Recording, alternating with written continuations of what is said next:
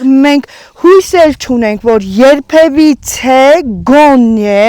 խմելու ջրի հարցը կլուծվի։ Ես հիմա կտանեմ ձեզ մեր կուխնին, որ տենակ կարողա փախնեք, որովհետև ջուր չկա, մի շաբաթից ավել է, խմելու ջուր չկա, որ իմ լվացքի մեքենան աշխատի։ Մենք այն գետի ջրից ենք օգտվում։ Խմում եք։ Հա, գետի ջրից, հիմա եթե ջուր չունեն, գետից։ Բերում եք խմում։ Այո, Սիսիանի համայն կապետարանն էլ է տեղյակ, Սյունիքի մարզպետն էլ է տեղյակ, մեր համայնքի ղեկավարն էլ է տեղյակ, ջուր չկա, ով չի իմանում։ Զուգարանի կանալիզացիայի ջրերը,